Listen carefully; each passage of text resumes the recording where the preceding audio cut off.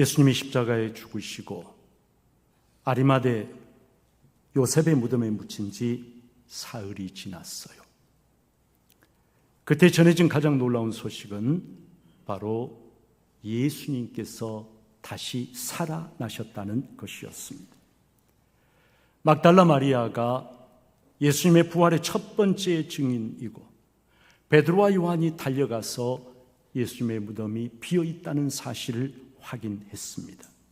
그러나 제자들은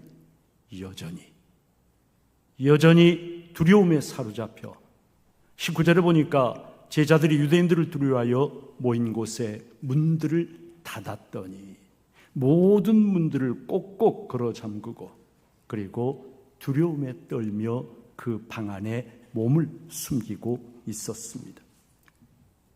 부활하신 주님은 여러분 무덤의 권세를 깨뜨리고 나오셨는데 제자들은 문을 걸어 잠근 채로 두려움의 무덤 속에 갇혀 있었다는 것입니다. 성도 여러분, 두려움은 우리 삶의 도처에 깔려 있습니다. 살아가면서 우리가 일상적으로 경험하게 되는 것이 두려움이에요. 두려움 때문에 우리는 비겁해집니다. 두려움 때문에 낙심합니다. 두려움 때문에 진리가 아니라 진실이 아니라 거짓을 선택하고 두려움 때문에 침묵하고 두려움 때문에 믿음으로 살지를 못하고 세상과 적당하게 타협을 해버립니다. 우리만 그런 게 아니에요. 믿음의 위인들도 마찬가지였습니다. 한국교회의 사표로 불리는 한경직 목사님, 여러분 한경직 목사님이 이렇게 한국교회 앞에 회개하며 고백을 했어요. 내가 두려움 때문에 일제 때 신사참배를 했습니다. 고백을 했습니다. 갈멜산에서 바알과 아세라의 선지자 850명을 상대로 놀라운 승리를 거둔 엘리야, 능력의 선지자, 불의 선지자라고 불리는 이 엘리야가요, 이세벨의 죽음의 위협 앞에 두려움에 사로잡혀서, 여러분 저 북이스라엘 선지자가 남유대 저 아래쪽에 있는 네겝 광야까지 주행랑을 쳐버립니다. 믿음의 조상이라고 불리는 아브라함, 여러분 두려움 때문에 애굽에 내려가서 어떻게 했습니까? 자기 아내를, 이 사람은 내 아내가 아니라 내 누이 동생이다 라고 거짓말을 하면서 자기의 목숨을 부지하려고 했습니다. 베드로는 두려움 때문에 계집종 앞에서 예수님을 3번이나 나는 모른다, 나중에는 맹세하며 저주하며 3번이나 부인을 했어요. 두려움 때문에 제자들은 예수님께서 골고다의 십자가에 못 박히실 때에 모두가 한결같이 예수님을 버리고 도망을 가버렸습니다. 그리고 지금도 두려움에 떨면서 문을 걸어 잠그고 숨을 죽인 채 몸을 숨기고 있어요. 사랑하는 여러분, 오늘 나를 붙잡고 있는 두려움, 그것은 어떤 것입니까? 나로 하여금 믿음대로 살지 못하게 하고 그저 적당하게 거짓과 세상과 타협하면서 믿음의 길, 진리의 길을 가지 못하게 만드는, 나를 옥죄고 있는 그런 두려움은 어떤 것입니까? 제자들이 두려움에 떨면서 몸을 숨기고 있을 때 부활하신 주님께서 오셔서 그들 가운데 서셨어요. 그리고 그들에게 너희에게 평강이 있을지어다 주님께서 말씀을 하십니다. 손과 옆구리를 그들에게 보여주십니다. 부활하신 주님께서 제일 먼저 제자들을 만나셔서 그들에게 주신 것이 무엇이라고요? 평강이었어요. 평강, 평화, 평안, 여러 가지 말로 번역을 할 수가 있는데 여러분 히브리어 단어는 똑같아요. 뭐죠? 샬롬이에요. 너희에게 샬롬이 있을지어다. 주님께서 그렇게 말씀을 하신 것이죠. 두려움에 떨고 있는 제자들, 지금 그들에게 그 무엇보다도 필요한 것이 바로 평강, 샬롬이었습니다. 그리고 그 샬롬의 근거가 되는 것, 어찌하여 두려움에 떨고 있는 제자들이 평강을, 샬롬을 누릴 수 있는지, 그 샬롬의 근거가 되는 것이 바로 못자국난 두 손과 창자국난 주님의 옆구리였어요. 나를 위해서 십자가에 못 박히시기까지 나를 사랑하시는 주님의 사랑의 증거, 여러분 그것이 바로 못자국과 창자국 아닙니까? 그리고 죽음의 권세를 깨뜨리고 부활 승리하신 능력의 증거, 그것이 못자국과 창자국인데, 이 못자국과 창자국이야말로 제자들이 세상이 주는 두려움에 벌벌 떠는 것이 아니라 주님 안에서 샬롬을 누릴 수 있는 참된 근거가 된다는 것이죠.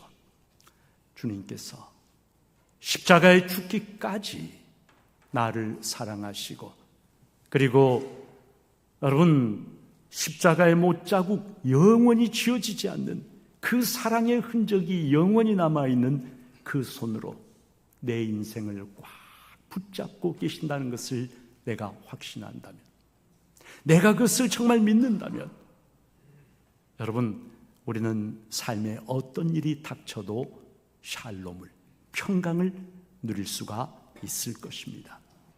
여러분 우스갯소리 같지만 이 말 속에 진실이 담겨 있어요. 샬롬이 어떤 것입니까?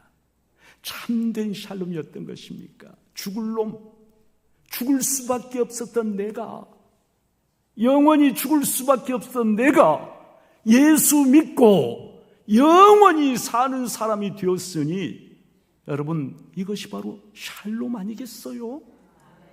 이보다 더 귀한 샬롬이 어디가 있겠어요? 죽을 수밖에 없는 인생이, 나 같은 사람이 예수 믿고 십자가 보혈로 죄 사함 받고 천국 백성 되어서 영원한 생명을 누리게 되었으니, 여러분은 어찌 샬롬을 누리지 않을 수가 있겠느냐는 것이죠. 여러분 그런데 우리는 살아가면서 주님께서 우리가 샬롬을 누리기를 원하시고 제일 먼저 샬롬을 주셨지만 샬롬을, 평강을 잃어버릴 때가 참 많이 있어요. 때로는 그렇게 느껴질 때도 있어요. 하나님께서 그냥 평탄하게 살고 있는 내 삶의 바탕을 하나님이 흩뜨려 버리시는 것처럼 여겨지는 그러한 때가 있습니다.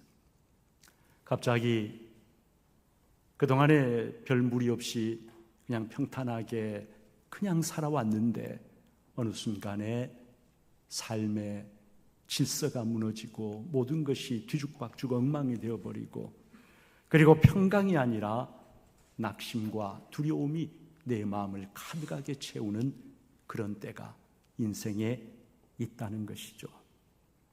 여러분 그럴 때 우리가 부르짖습니다. 하나님 왜 나에게 이렇게 하십니까? 왜 나에게 이렇게 하십니까? 여러분 그런데 아무 이유 없이 하나님이 그러시는 게 아니에요. 그 이유는요, 바로 하나님께서 내가 부활하신 주님을 바라보도록 하기 위해서입니다. 세상이 주는 그러한 것이 아니라 참된 평강을 주시는 것은 오직 부활하신 주님만이 주실 수가 있어요. 그 부활하신 주님을 바라보도록 거짓된 평안을 하나님이 흩어버리시고 참된 샬롬을 갈망하며 주님을 바라보도록 하기 위해서 그냥 편안하게 문제없이 살아가고 있던 내 삶의 바탕을 흩뜨려 버리실 때가 있다는 거예요. 부활하신 주님께서 제자들에게 주신 두 번째 선물이 있어요. 여러분 어떤 것일까요? 바로 성령이십니다. 22절에 보니까 이 말씀을 하시고 그들을 향하사 숨을 내쉬며 이르시되 성령을 받으라 말씀하십니다. 숨을 내쉬며. 바로 부흥사들이 예수님이 흉내낸다고 막 슉슉 하면서 숨을 내쉬는 흉내를 내면서 성령 받아라 하는데, 여러분 그런 게 아니죠. 여기에 주님께서 숨을 내쉰다는 말은 제자들이 쉬고 있는 죽음의 숨이 아니라 부활하신 주님, 사망 권세를 깨뜨리고 부활 승리하신 그 주님이 주님 안에 있는 새 생명의 숨결을 제자들에게 풀어넣어 주신다는 것이 참된 생명의 숨결을. 여러분 성령이란 말이 놀랍게도 히브리어도 그렇고 헬라어도 그렇고 라틴어도 그렇고, 히브리어는 루아흐, 헬라어로는 푸뉴마, 그 다음에 라틴어는 스피리투스라고 그래요. 그런데 이 세 말이, 세 단어가 다 똑같이요, 어떤 의미를 가지고 있는지 아세요? 바람, 영, 그 다음에 숨, 이 세 가지 의미를 다 동시에 가지고 있어요. 눈에 보이지 않는 어떤 기운이에요. 그래서 푸뉴마, 숨결이기도 하고 바람이기도 하고 영이기도 해요. 숨을 내쉬면서 새 생명, 사망 권세를 깨뜨리고 부활하신 주님이 누리고 계시는 그 새 생명의 숨결을 제자들을 향해 불어넣어 주시면서 성령을 받으라 말씀을 하신 거죠.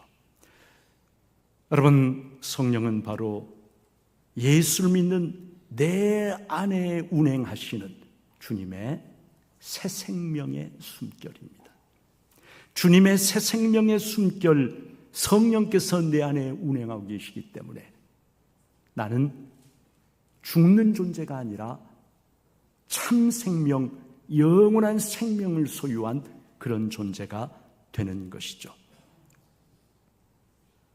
우리가 잘 알고 있는 함석헌 선생의 스승이 계세요. 아마 이분은 이제 우리가 잘 모르는 분인데, 다섯 유영모 선생이라고 하는 분입니다. 우리가 예수를 믿는 우리가 세 가지 숨을 쉬어야 참된 생명을 누릴 수가 있다, 이렇게 이야기를 했어요. 세 가지 숨. 세 가지 숨이 뭘까요? 바로 목숨, 말숨, 웃숨입니다. 목숨, 말숨, 웃숨. 여러분 목숨이 뭔지는 우리가 잘 알죠, 그죠? 목숨이 뭐예요? 말 그대로 하면 우리 목으로 쉬는 숨이에요. 우리의 생명이 어디에 달려 있습니까? 목으로 쉬는 숨에 달려, 목숨에 달려 있어요. 목숨이 더 이상 목숨을 쉬지 않으면 어떻게 돼요? 죽는 거죠. 죽는 거예요. 목숨. 여러분 목숨만 쉬는 사람, 목의 숨만 쉬는 사람은요 참 생명을 가질 수가 없어요. 그 사람은 목숨이 끊어지는 순간 죽는 거예요. 목숨이 아니라 뭐가 있으면 내 안에 말숨이 있어야 되고 웃음이 있어야 된다는 거예요. 그럼 말숨은 뭐냐? 말로 쉬는 숨이에요. 말로 쉬는 숨인데, 말로 쉬는 숨이란 말은 여러분 우리가 처음 듣잖아요. 이 말숨이 변해가지고 뭐가 되냐면 말씀이 된 거예요. 말씀. 하나님의 진리의 말씀이 내 안에 있어야, 하나님의 진리의 말씀이 내 안에 있어야 내가 하나님과 숨을 쉬며 교통을 할 수가 있는 거예요. 내 안에 하나님의 진리의 말씀이 없으면, 말씀이 없으면 하나님과 내가 소통을 할 수가 없어요. 생명의 근원이신 하나님도 끊어지게 되는 거예요. 그러니까 뭐가 있어야, 내 안에 말씀, 진리의 말씀이 있어야 한다. 그런데 여기에 더해서 또 하나 뭐가 있었냐면 웃음을 쉬어야 한다는 거예요. 웃음. 여러분 웃음이라고 하는 건, 우라고 하는 건 위를 가리키는, 위로부터 오는 숨이에요. 하늘로부터 오는 숨이에요. 하나님이 주시는 숨이에요. 하나님이 주시는 숨이 뭐냐면 바로 성령이세요. 성령. 내 안에 웃음, 성령이 계셔야 내가 주님 주시는 새 생명을 누릴 수가 있다는 거예요. 여러분, 이 웃음이 변해가지고 뭐가 됐을까요? 웃음이 됐어요. 그래서 웃음을 쉬는 사람만이, 하늘로부터 오는 숨을 쉬는 사람만이 정말로 진정으로 웃을 수가 있다는 거예요. 여러분, 다석유 용모 선생 그래서 이런 말을 합니다. 화면 한번 띄워보세요. 언제 숨이 질지 모르는 것이 인생이다. 숨지기 전에 목숨을 말숨을 웃음으로 바꿔야 한다. 웃음을 쉬는 사람만이 영원한 목숨에 들 수가 있다. 이렇게 이야기를 했습니다. 사랑하는 여러분, 우리는 결코 목숨만 쉬고 있는 사람이 아닌 줄로 믿습니다. 우리는 내 안에 말숨이 있고 내 안에 웃음이 있는 그러한 성도인 줄로 믿습니다. 여러분,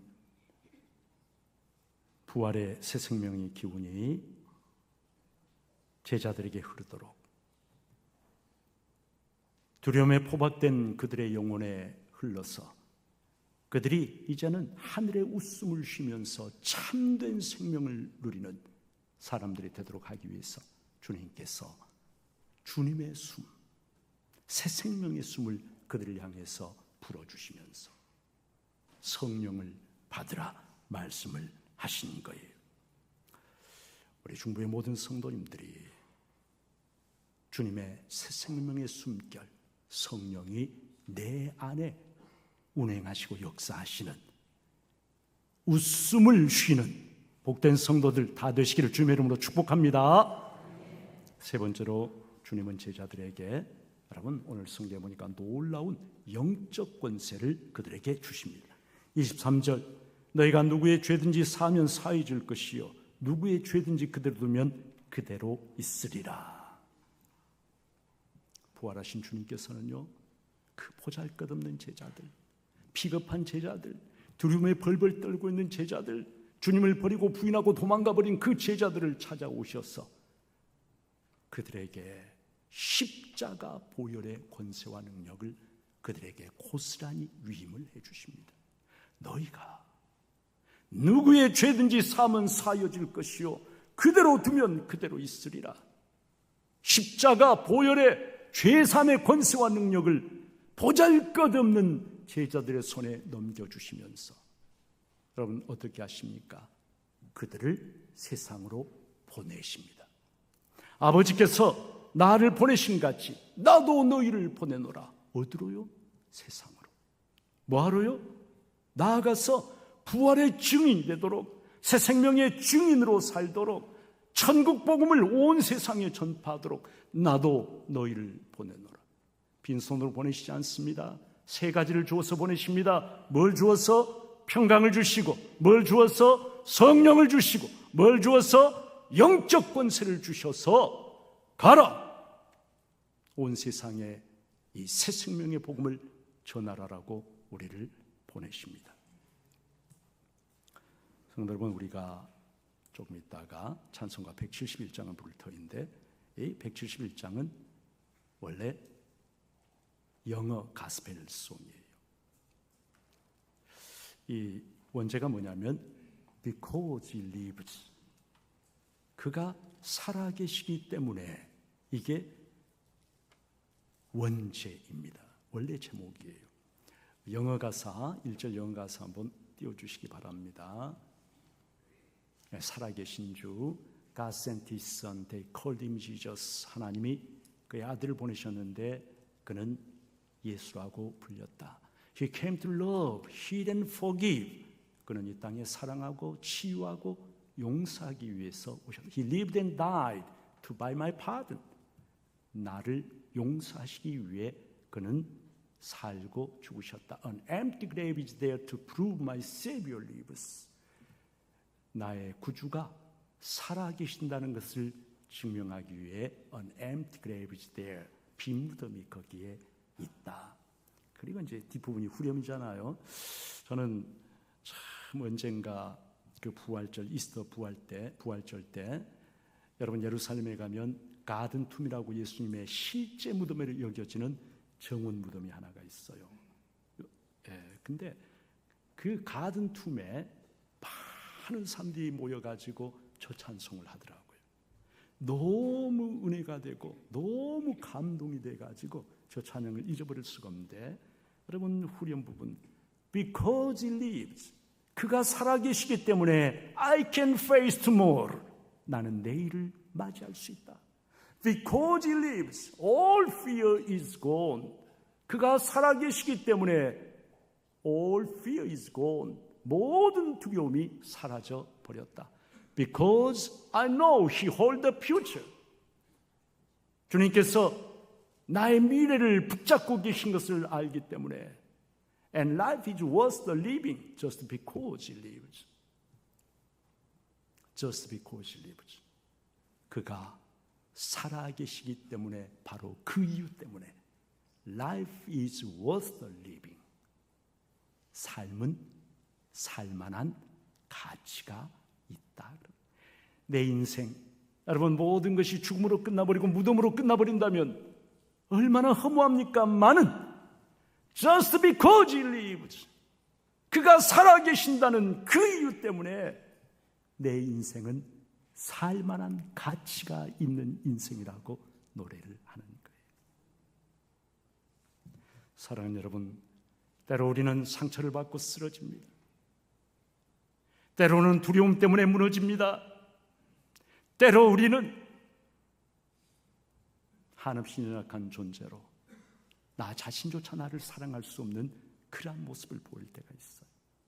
그러나 나를 위하여 십자가에 못 박히시고 부활하신 주님, 지금도 주님의 손에는요 뭐가 있는지 아세요? 못자국이 그대로 남아있습니다.